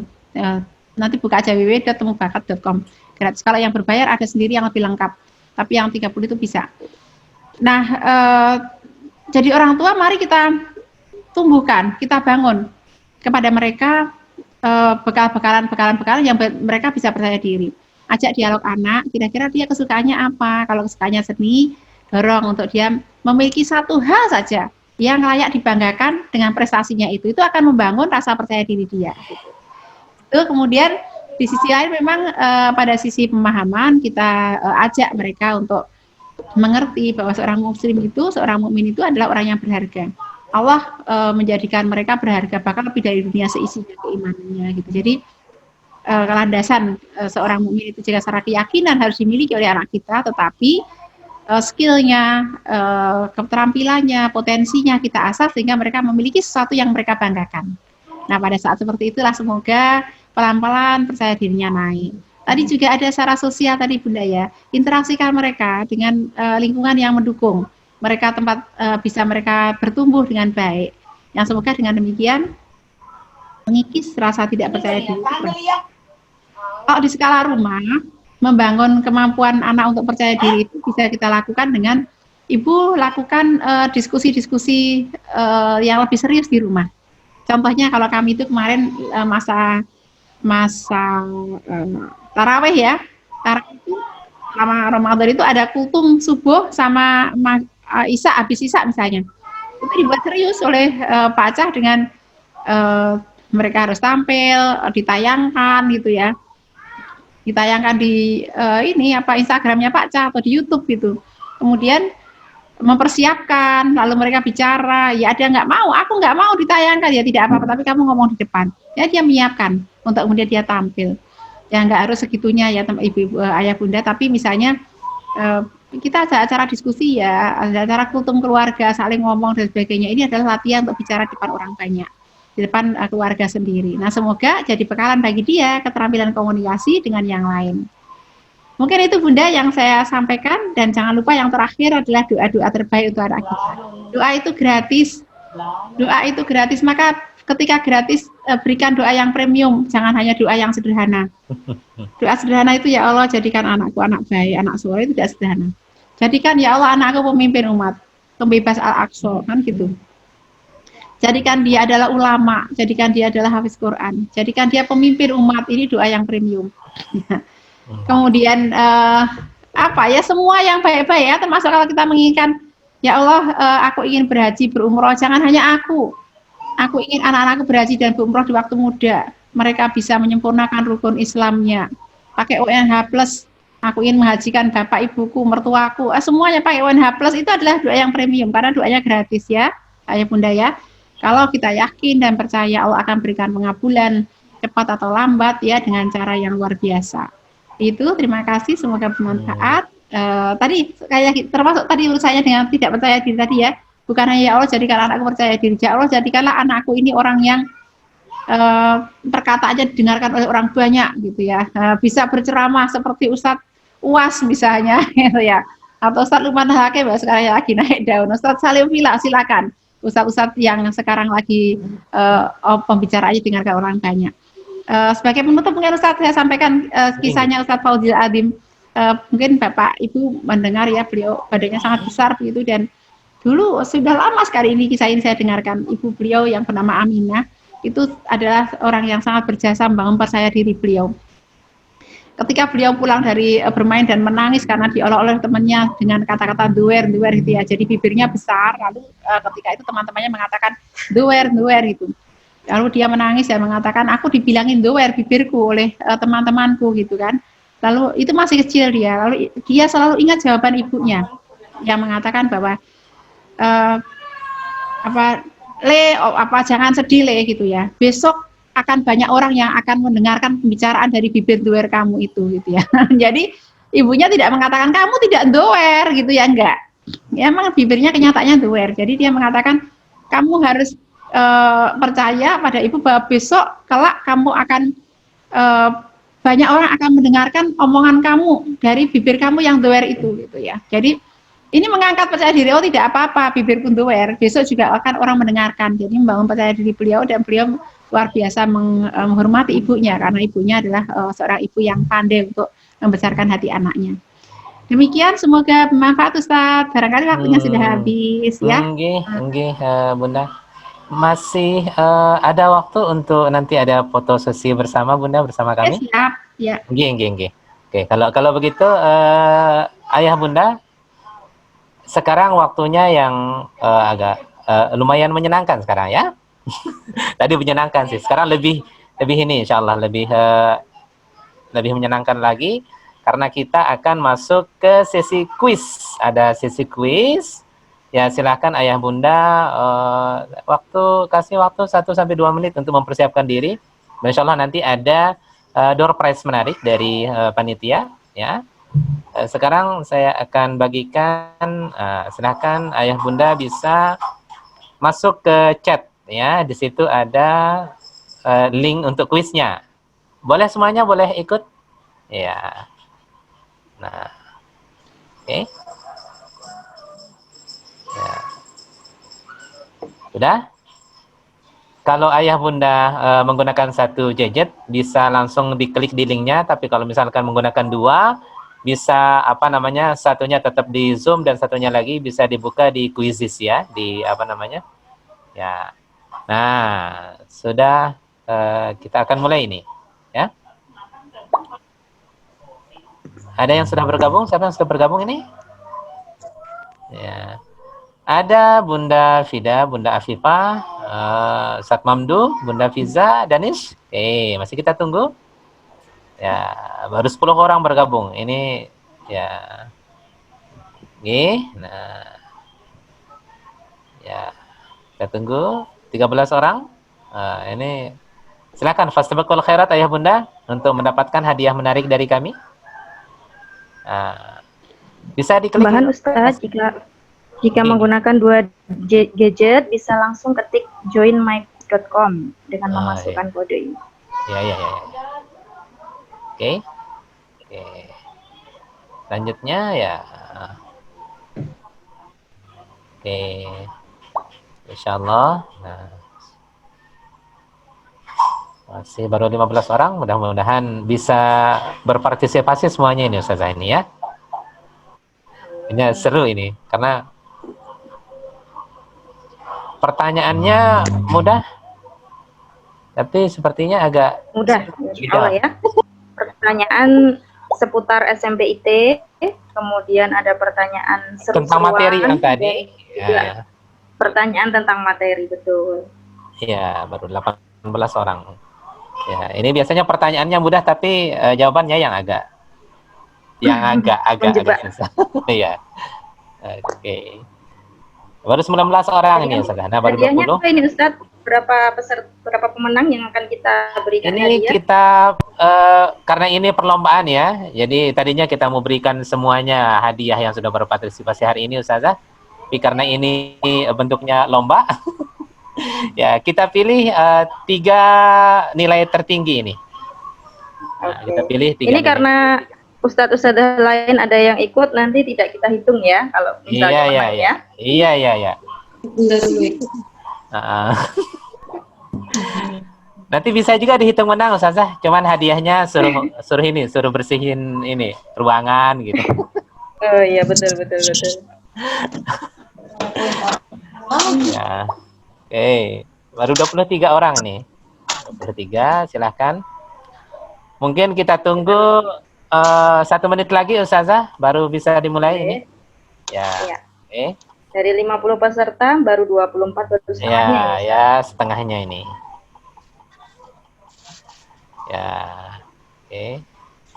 Jika ada yang kesulitan, mungkin bisa chat di kolom chat ya. Nanti bisa dibantu. Ya.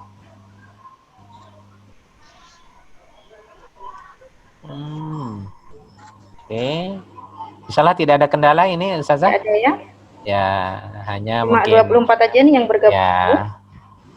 Mungkin yang lain sudah sedang istirahat mungkin Ustazah. Ya, mungkin ini 24 orang yang akan beruntung mendapatkan door prize hadiah dari kita. Insyaallah. Insyaallah. Ya. Ya, dan ayah bunda yang ini sebentar Ustazah, ayah bunda yang belum bisa bergabung mungkin bisa menunggu beberapa saat untuk nanti insyaallah kita akan ada sesi foto bersama dengan materi hari ini. Ya, bisa kita mulai Ustazah, silahkan. Ya. Nggak nunggu 4 orang lagi biar pas 30 gitu. Oh, biar pas 30. Boleh. Ayo silahkan ayah bunda. Ayo lanjut. Ya, tinggal diklik aja link yang sudah kami berikan di kolom chatting bunda, atau mungkin linknya bisa kami atau mengetik ini di Google joinmicwise.com kemudian memasukkan enter kode. Usahakan nama yang diketik nama anandanya atau nanti agar supaya lebih gampang memberi hadiahnya. Nanti jangan pakai nama komputer Ustazah ya. Oh iya betul. Ya, kalau pakai nama komputer ini dia ada beberapa nama karakter di situ ya. 26 baru 26. Ya. Sepertinya sudah ya, apa kita mulai saja? Kita mulai Ustazah, silakan. Ya. Baik. Bismillahirrahmanirrahim. Saya hitung sampai 3. Waktu menjawab soal kurang lebih 20 sampai 30 detik. Siapa cepat dan benar nanti akan mendapatkan poin tertinggi dan mendapatkan peringkat tertinggi. Insyaallah kami mulai ya? Ya, silahkan. Bismillahirrahmanirrahim. 1, 2, 3. Ya, oke.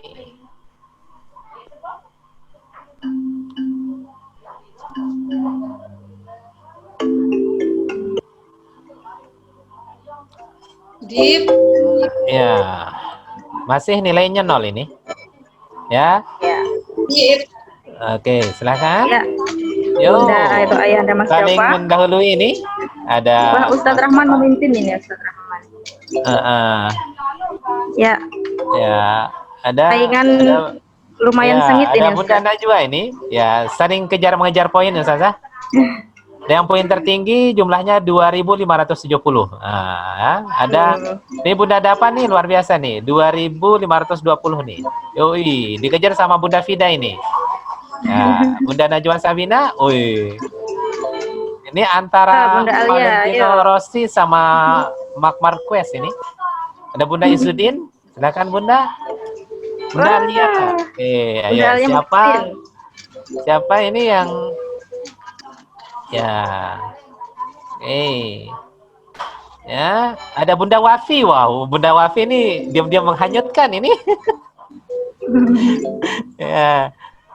Ya. Ada Bunda Azkal, ayo. Bunda Azkal. Ya. Bunda Alia nih. Ayo, silakan Bunda. Ya. Wih, saling mengejar poin ini. Ya. Bunda Izzuddin ini. Yuk, terus. Nah, ini masih ada yang kita mengejar soalnya. nih di bawah. Ya, ada berapa pertanyaan lagi? Silakan. Bunda Fiza langsung naik ke peringkat 3. Ya, Bunda Fiza. Ya. Ini ustadz-ustadznya enggak mau kalah ini. Oh iya. Mohon Ini maaf, nanti ustadznya tidak dihitung ya. Ini kalau ustadz-ustadznya menang, kita suruh dia ini bersihkan ruangan. Ya. Bunda Fida, nih Bunda Alia, nih ayo sedikit lagi Bunda. Ya, ya ada Bunda Alia, Muhammad Dafa, Bunda Fida, ya terus, ya sedikit lagi Bunda Fida. Nanti ketika kita mendapat Ya. juara 1, 2, 3 langsung kita akhiri kuisnya. Iya. Oke. Ya. Ya, masih naik terus. Dadah. Masih ada nih ya. Bunda Dafa ini Masih ada? geser Bunda Alia ini. Nah, ayah Bunda Faris nih kayaknya dia berdua ini jawabnya. Saling tanya dia. Ya, kita akhiri ya. Ya. Sudah dapat peringkatnya, kita akhiri. Ya. Ya, silakan Ustazah. Kita langsung bisa umumkan pemenangnya? Sebentar. Oh, Ada... belum. Masih ada ya? Nah, ini dia. Siapa pemenangnya? Ya, nomor 1 Ustadz Rahman, tapi karena beliau guru, maka nomor 1 kita alihkan ke ayah bundanya Mas Dafa. Oke. Ini ya, peringkat pertama Mas Dafa, kemudian Bunda Alia, lalu yang peringkat 3 adalah Bunda Izzuddin. Alhamdulillah. Selamat untuk para pemenang. Kalau nanti teknis pengambilan door prize dan hadiahnya nanti akan kami beritahukan selanjutnya, Ustazah. Ya? Iya. Oke. Baik. Terima kasih Terima atas kasih. apa sponsornya Ustazah Tias. Oke, kita kembali ke Oke. Terima kasih Ayah Bunda. Luar biasa ya, luar biasa. Untuk sesi foto bersama, mohon kiranya dengan segala hormat Ayah Bunda mengaktifkan videonya. Oke.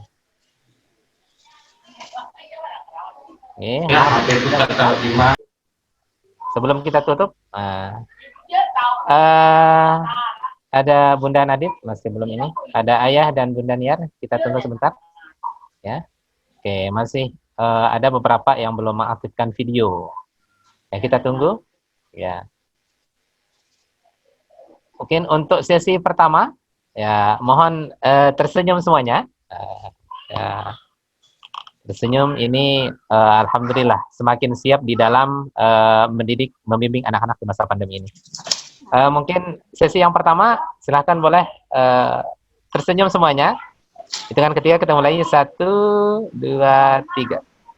Oke.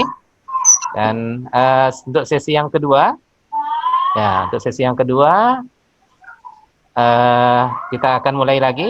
Mohon tetap tersenyum semuanya. Ya. Untuk sesi yang kedua, ya 1, masih ada yang belum buka videonya ini, ya. Tapi tidak apa-apa. Selanjutnya biar segera berakhir. 1, 2, 3. Oke, ya.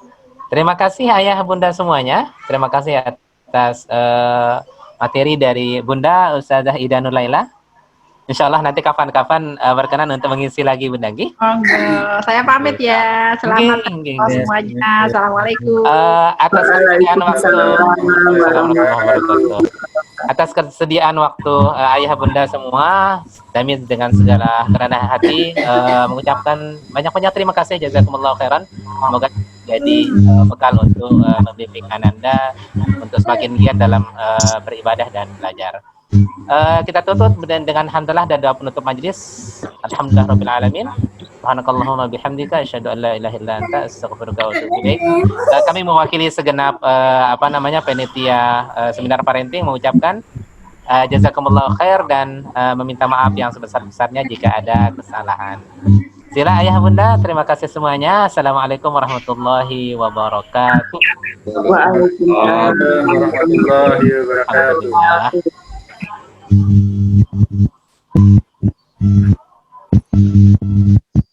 Oh.